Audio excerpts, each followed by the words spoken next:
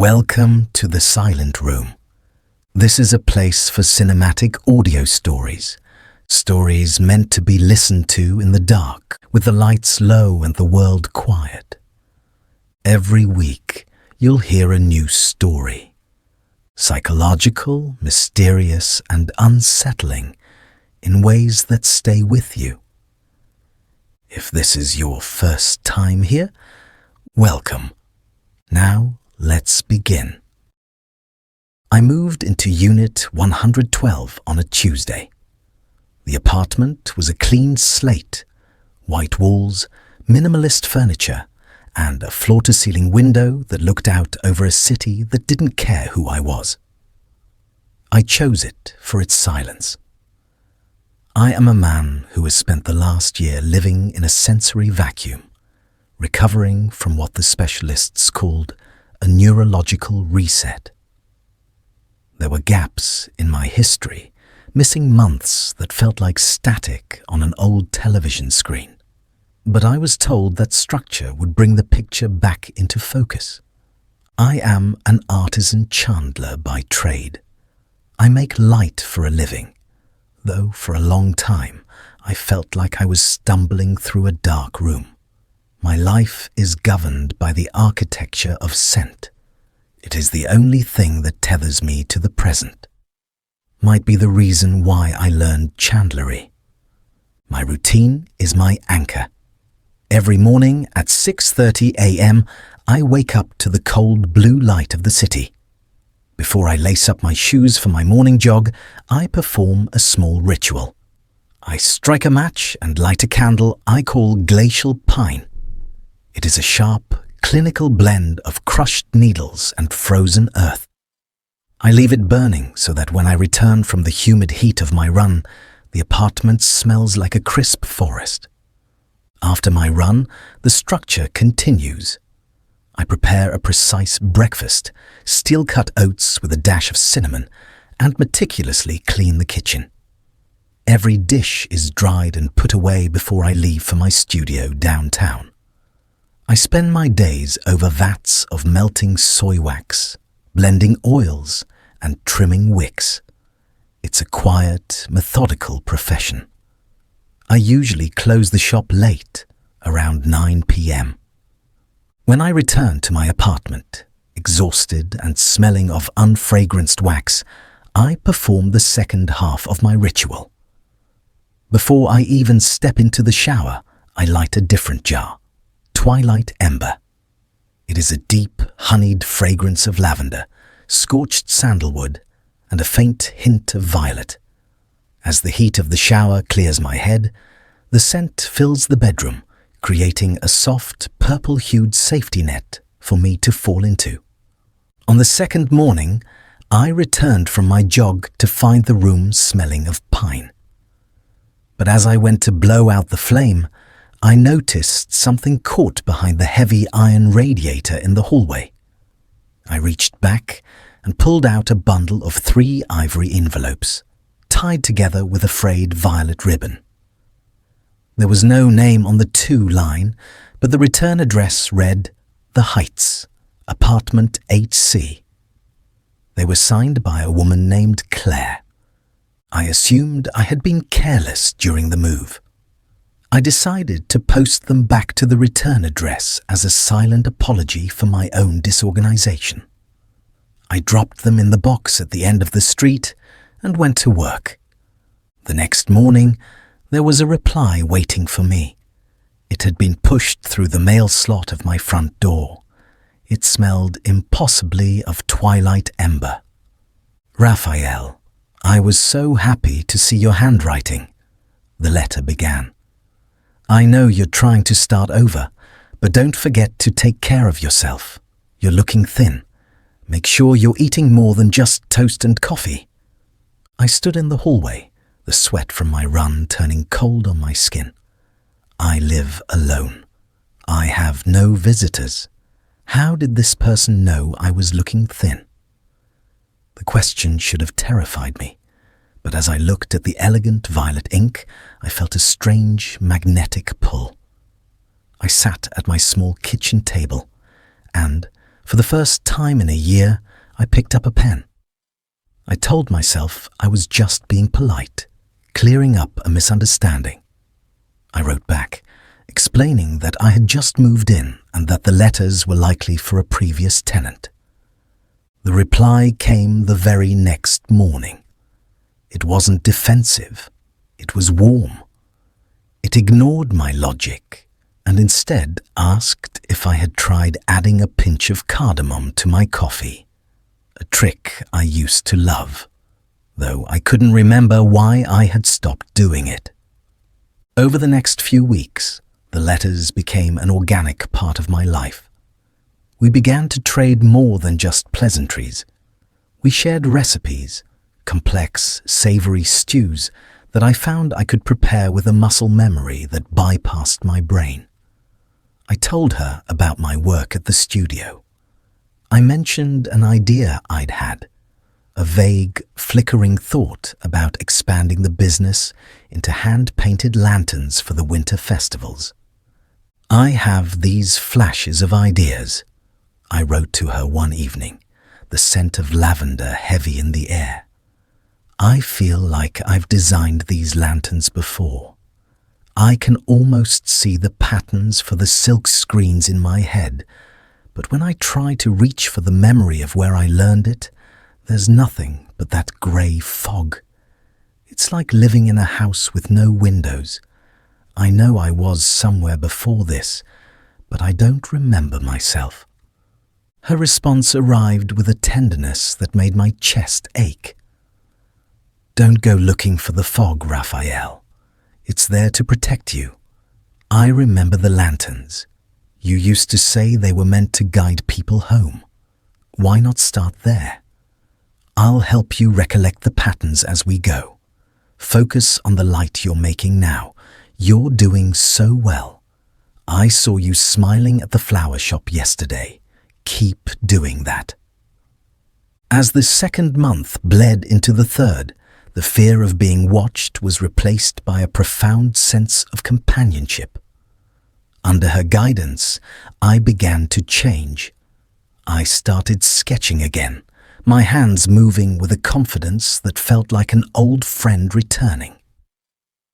I was sleeping through the night, the twilight ember candle acting as a bridge to a peaceful, dreamless world. I was eating better, working harder, and the hollowed-out version of the man who had moved into a lifeless apartment was slowly being filled with substance. I was becoming a version of myself I hadn't seen in years, all because of a woman I had never met, who seemed to know the architecture of my soul better than I did. But then the letters began to lag. Every other day became once a week. I grew desperate. "Who are you?" I wrote in my final frantic letter. "How do you know me? Why are you pulling away?" A week passed. No response. Driven by a need to confront this ghost, I traveled to the heights. I found a building with half its windows boarded up. The bricks around the 8th floor were stained with old, jagged streaks of soot. As I walked through the lobby, a woman passing by stopped and gave me a warm, knowing smile. The kind of look you give an old friend you haven't seen in a while. I felt a jolt of recognition, but I couldn't place her. I found the watchman in a small booth. "8C," he said. "That unit's been vacant for a year. There was a fire, big one. The couple who lived there, well, they moved on a long time ago." I pried open the mailbox for 8C. My heart stopped. Every single letter I had sent was there. A thick, dusty stack of my own handwriting, unopened and unread. I went home and set up a motion-activated camera facing my front door. I followed my routine. I came home at 10 p.m. I lit the twilight ember candle. I felt the familiar lavender fill my lungs, and the fog settled over my eyes. Compared to days before, I felt heavier. The next morning there was a letter under the door. I grabbed the camera and rewound the footage. The footage was silent, a grainy, high-angle view of the apartment's narrow entryway. I sat on the edge of the sofa, my pulse thrumming in my ears, desperate to finally see the shadow that had been haunting my threshold. At 3:14 a.m., to my surprise, the front door creaked open from inside. My breath hitched. I watched myself walk into the frame. But it wasn't the self I knew. My usual heavy, exhausted slouch was gone, replaced by a posture that was soft, deliberate, and unnervingly graceful. There was no hesitation. I knelt down, my movements fluid, and slid the ivory envelope through the mail slot into the hallway. For a heartbeat, I just stood there, gave a quick glance at the camera, gave a soft smile, and went into the door. The shock was a physical blow, leaving me gasping for air in the quiet of the morning.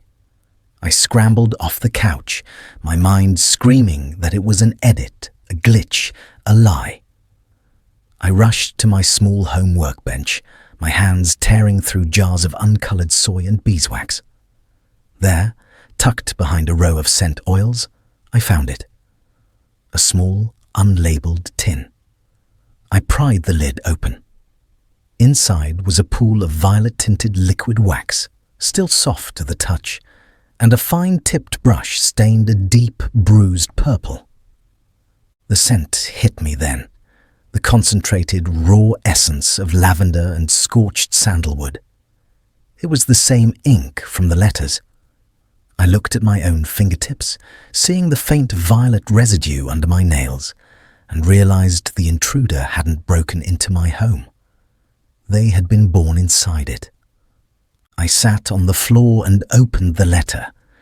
Dear me, I know you would be confused in seeing yourself posting the letter. Don't worry. You might be wondering why you don't remember Claire, your wife. The doctors call it dissociative amnesia, your mind's way of surviving a trauma. And I am the part of you that remembers her, Rafael. I am a mental prosthetic, a bridge built over a void you weren't ready to cross. You've spent months wondering why this specific scent, this twilight ember, had such a hold over you. Your conscious mind forgot, but your nerves remembered. Do you remember that summer evening by the lavender fields? The smell of the purple blooms under the heat, the dry crackle of the small campfire we sat beside. That was the night you decided you couldn't live without her. Years later, when you wanted to propose, you spent weeks in the studio trying to bottle that exact moment. You blended the lavender and the violet with a hint of scorched sandalwood to mimic the campfire. You called it your masterpiece. You lit it for your candlelit dinner that night, the night you put the ring on her finger. It was the smell of our greatest promise, but it also became the smell of her end. On the night of the fire, caused by an unattended candle near the curtains, the flames reached the studio shelves. Hundreds of those anniversary candles melted at once, but the precious among all was Claire. The air in the apartment didn't just smell like smoke. It was thick with that concentrated lavender and scorched wood. In psychology, they call it a peritraumatic anchor. Your brain took a high-definition snapshot of the world. At the exact second the tragedy peaked, the exact second she stopped breathing. It fused the scent of your greatest promise to the moment of her death. Every night at your new place, when you light that jar, you aren't just scenting a room. You are rewinding the tape. You are triggering a chemical flashback so intense that it allows your other self, the part of you that still lives in that moment before the screams, to step out of the fog. I am the version of us that survived in the wax. But look at yourself, Rafael. Look at your life. You've integrated the pieces. You've processed the grief without even knowing you were the one doing it. You are finally living in the present. Don't try to go back to the fields, and don't go back to the fire. Just stay here, in the light. I looked at my hands. They were stained with violet wax. I realized then that Claire wasn't a ghost in the hallway. She was a version of me built by my hardware to bring me back. My own brain had hacked itself to save me. I walked to the mirror. I looked at the man in the reflection. I was a man who had caused a tragedy, but I was also a man who had been loved enough by a memory to be saved. I sat at my desk and wrote a final note. I didn't send it to the heights. I just left it on the table. It was a fresh morning. Outside, the birds were beginning their chorus, and the soft, golden rays of the sun had already woken half the town. I sat at my desk, watching the light crawl across the wood until it hit the two glass jars sitting side by side. There was the glacial pine, sharp, cold, and clean. It signified the future, the clinical reality of a man standing on his own 2 feet, moving forward into a world that was crisp, new, and solitary. And then there was the twilight ember, sweet, heavy, and amber-hued. It signified the bridge, the beautiful, haunting comfort of the past, and the woman who had helped me walk through the fog when I was too weak to find the way. I looked at my note. Thank you, Claire. Even though it does not make sense to a lot of us, somewhere I like to believe Claire had something to do with my recovery. I reached out a steady hand and struck a single match. The flame flickered, a tiny point of heat in the cool morning air. I looked at the 2 wicks, the 2 paths, and chose the scent for my new beginning. Thank you for listening. If this story stayed with you, you're always welcome back in the silent room. New stories every week. Until next time, take care.